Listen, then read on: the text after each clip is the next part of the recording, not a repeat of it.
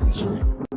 For the first time in over 25 years, it's time to introduce your Knoxville Smokies. Go Smokies!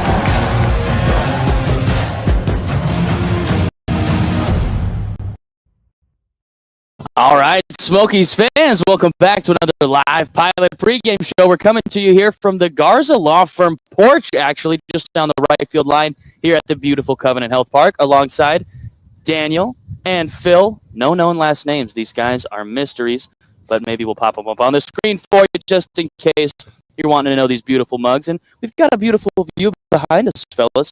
We're a little bit before batting practice, so field's still being watered. Everybody's still getting their jobs done here early in the day. So if you're listening on radio, 92.5 or 1180 WKCE, the flagship station for the Smokies Baseball Network, don't worry. First pitch is still going to be coming up right after this. And if you're tuning in on the Covenant Health Park scoreboard, we welcome you to Covenant Health Park.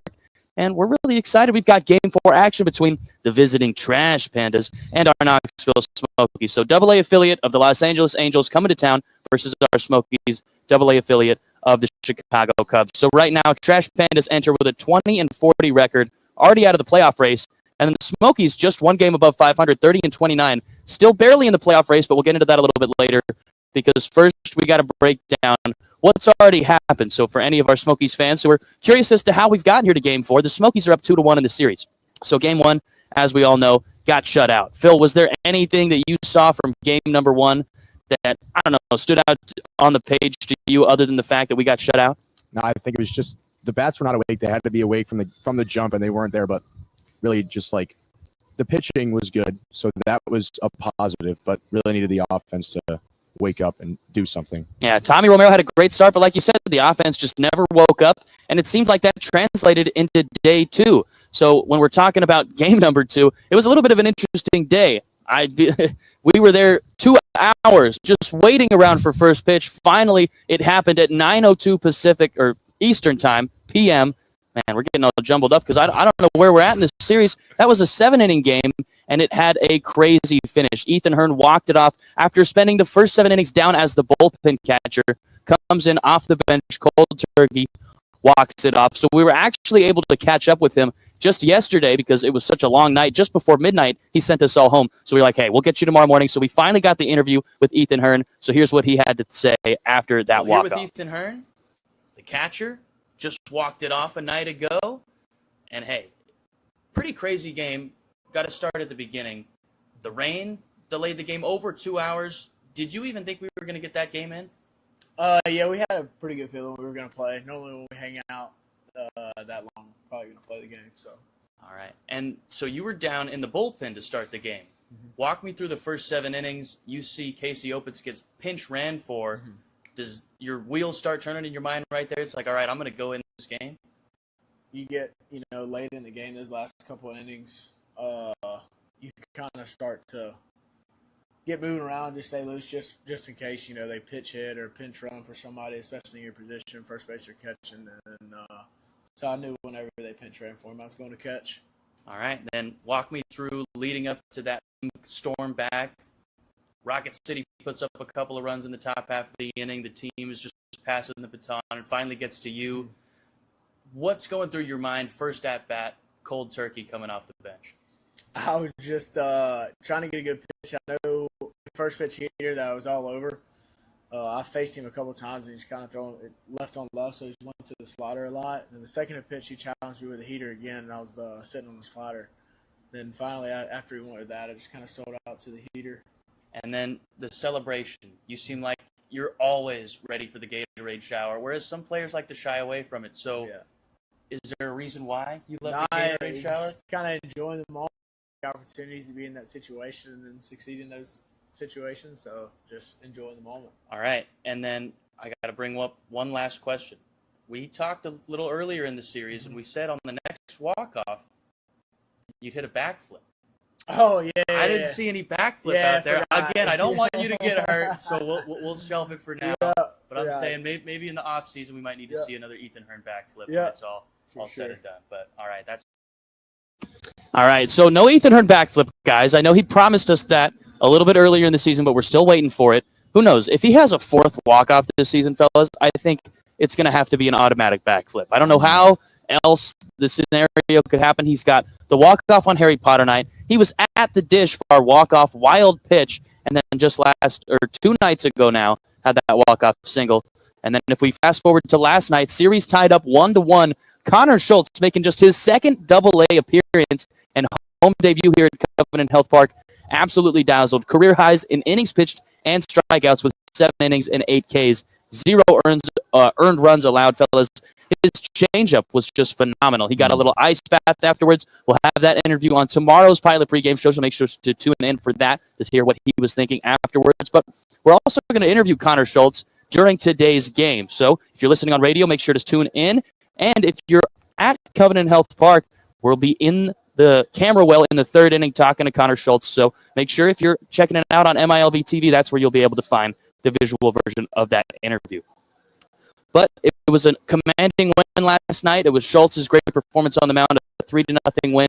So now we got to set up the playoff picture, fellas. And we mentioned it a little bit earlier. We kind of previewed it, but we're running out of chances. We're going to go ahead and pull up the graphic here of where the Smokies are sitting in the standings currently. So right now, here is how it looks. You see beautiful Casey Opitz right there, just popping in the middle. So, Daniel, how is the North looking to you right now? And we'll kind of get into the main storyline after this. Well, at the top, the cream of the crop, it's Birmingham, and they are 7.5 games back of both Chattanooga and Knoxville, who are tied in second place right now. Both teams really have to make up a lot of ground, and if you're Knoxville or Chattanooga, you pretty much have to win out most of your games, if not all of the games. And then, Chattanooga, they already made the playoffs in the first half, but Knoxville, they have to win mostly all of their games the rest of the year.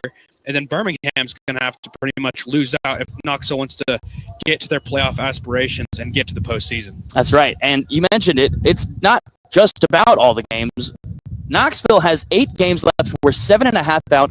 We need to win out, and Birmingham needs to lose out. The only scenario in which the Smokies now make the playoffs for the rest of the season. So hopeful from the rest of the Southern League and pushing them back up into the playoffs position. But right now, Phil, how does the Southern League South look? Yeah, Biloxi at the bottom, they won in the first half, so now they are locked in for the postseason. But, them at the bottom of the standings there is a little bit of, are they just tanking for the postseason? Are they just biding their time, keeping all their guys healthy, or is it something to be concerned about when it comes to the playoffs? But Montgomery in this second half has just been on fire. They're just kind of running away with it now. Now 5 games ahead of second place Columbus. So it looks like it's Montgomery's title to win. That's right. And they've made the playoffs now 9 seasons in a row, looking to make it double digits with 10. And I was really hoping that this race was going to become a little bit tighter towards the end of the second half with Columbus and Pensacola, but they just haven't been playing their best baseball. And then just to finish it up, again, talking about our Southern League North, neither has Birmingham. They're 3-7 over the last 10. Smokies have kind of been right around 500, just over 500 in their last 10. So if that miracle does happen, it does seem like it could be lining up. So we're still crossing our fingers here at Covenant Health Park, and that's where we're at as we head into now game number 4. So let's go ahead and dive into our pitching matchups now tonight. Let's start with the Smokies side. We're talking about Grant Kipp on the mound tonight. He has been a mainstay in this rotation all season long, and he's been one of the best, but has dealt with some command issues here in the second half. And Phil, I know you've got the full report on him. What can we expect out of the right-hander tonight? Yeah, like you said, he's kind of seemed a little bit all over the place as of late, especially in the second half. So in August, he was 0-4, so just a rough month of August for him. But on the bright side, he's much better at home in more innings. He's got a lower ERA, 3.31 at home, 5.21 away, so much better at home. And he's got in this lineup against him for Rocket City, they have 4 hitters above 300 and 3 above 500 against Kip, but they also have 5 that are at 250 or below. 3 of them have no hits against him. So if he can kind of work his way around those big sluggers who have kind of seemed to have his number in this lineup, he should be able to have a good, strong start tonight. Yeah, and as we watch some highlights from him earlier in the season against Chattanooga, Daniel, anything more you want to add to this report on Kip? Well, I think if you're the Smokies, you hope Kip erases what happened in August. His ERA was 8.31, and then look at the previous months. It was around 3.93 in July. But look back in May, it was 2.63. So that was very efficient. If he can get back to those numbers, go back to being an efficient pitcher and having control on the mound with command, I think Kip will be very successful. And if he can mirror what he did back in May and June, I think the Smokies will be in for a nice night for Kip on the mound. Yeah, Kip is now over 100 innings. The first time he's done that in his life, to our knowledge, in any professional season, college or minor league otherwise. Over 100 innings, the century mark is a big feat. So not to be discredited for Kip, but who knows? Could be feeling a little bit of that late season fatigue. Got about 2 starts left, so hoping he can power through, get a little bit of that first half grade Kip here tonight as the Smokies look to win now. They're going to need the best versions of everybody, and I'm sure they know it down in that clubhouse. And then if we're looking over at the other side, talking about Rocket City starter tonight, they're going to have the Italian stallion, Sam Aldegheri. This is the first Italian-born player to make a Major League debut, but he's only a 63 overall in MLB The Show, guys. So that's my big report on him. But, hey, we've seen him a few times this season. He is on the top 30 prospects for the Angels, and he features a lot of good pitches. We'll pull up some highlights here in a bit. But overall, he's not a guy who's going to overpower you with the strikeout. You see it there, 240 batting average against around the entire league. So right now, guys are seeing him well. And for a top prospect in the Angels organization, I'm sure they're hoping for a little bit more out of the left-hander, a guy that they think highly of. They brought him up to the big leagues. So I don't know. What are you guys expecting from the southpaw tonight? Yeah, I mean, he's been strong. He's been okay. I shouldn't say strong. He's been okay in his AA stints. So it's kind of just one of those things where you hope to touch him up a little bit early, get the pitch count up and inflated so you can get to that bullpen. Anything from Daniel? Obviously, he's got the talent. He's been in the big leagues, but you just want him to use that talent efficiently with the command on the mound. It's sort of like Kip. I mean, he's had a lot of starts in the AA league, and he has 3.7 ERA, but you really want him to be efficient, especially if you're Rocket City. If you're the Smokies, you don't want him to be efficient. That's right, and only a 63 overall in the show, guys. We got to mention it again, but hey, it is kind of a flex to be in the show because you got to be on the 40-man to even get a card. So that means he's a possible to always get the jump up to the big league. So Sam Aldegheri, sorry we had to throw your 63 overall up there, but you've got a lot of time to work the overall up, guys. We all know how Diamond Dynasty works. It's a slow process. Maybe every other week they do the updates, but it's all right, Sam. Hopefully the Smokies don't bring your rating overall down too far today. Yeah. Wink. Anyways, fellas, now let's go ahead and get into our favorite featured batters segment. We got to talk about the 1 through 9, and we'll get through the whole lineups eventually. But starting it off with the Smokies, going up at the top, our Mint Gaming Hall leadoff batter of the game. Tonight, it's going to be Jordan Wogu, and he hasn't been in the leadoff spot almost all season long. This is a guy last year who hit under 200 in the Southern League. So probably if you were seeing him last season, not expecting a big year from Jordan Wogu, but man, has he just turned himself into a completely different player. Just changed the approach. He's more contact forward now, and you see this home run on your screen. That was from Sunday, an absolute no doubter out in Birmingham against one of the best pitching staffs in the Southern League. And he's been tearing up the entire league. His batting average is up to 280 now, and this is the kind of Jordan Wogu a lot of people expected to see drafted out of the 4th round in a shortened COVID draft coming out of Michigan, one of the top outfield prospects. So anything you guys are looking forward to specifically out of Wogu tonight?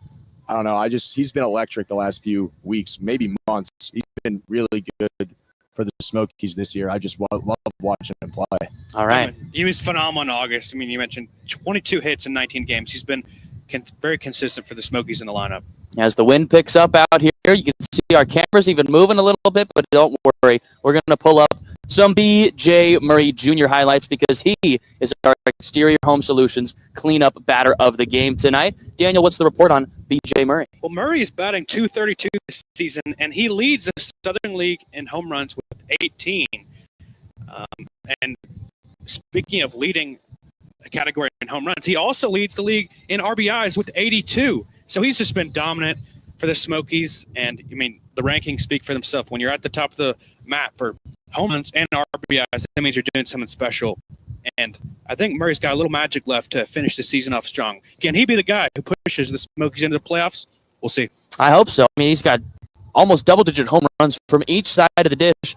Kind of just hoping he makes it to 20. That'd be a pretty incredible feat here in the Southern League. You don't see too many guys doing that. But he's battling Brock Wilkin, another Brock. You were talking about the Shuckers earlier, Phil. Brock Burke, Tennessee alumni. Shuckers first baseman, just won Southern League Player of the Month. So unfortunate that it wasn't a Smoky, but congratulations to the former Vol. I know a lot of Knoxville fans will be excited to hear that he's playing well over there. But now we got to move it down to our favorite featured batters, guys, our Wendy's double stack batter of the game. So, Phil, why don't you take it away? I know you're a Wendy's fanatic. Oh, yeah, I love me some double stack. Corey Joyce is our double stack batter tonight. He's batting 277 on the year, a couple of hits yesterday. So look for, hopefully he knocks a double into the gap, maybe score some runs even, and then we can score some Wendy's double stacks after the game. I like it, yeah. You might catch this whole team right here, this whole crew at Wendy's after the game. You never know. But, folks, got to remind you that our pregame shows are always brought to you by Pilot. Pilot is a proud sponsor of the Knoxville Smokies and your game day drive. Guys, why don't you hit it with me? Pilot, see you out here. Oh, who said there? I did. Don't worry, Pilot. We got you guys. That's going to wrap up our Pilot pregame show. For all of our fans tuning in on the Covenant Health Park scoreboard, it might be a windy day today, so make sure you're strapping in your seats. Get everything you need to go. Get ready for first pitch because it's coming up quickly. We got Smokies and Trash Pandas. Smokies have a 2-1 series lead. First pitch. Fans, for the first time in over 25 years, it's time to introduce your Knoxville Smokies. Go Smokies! Woo!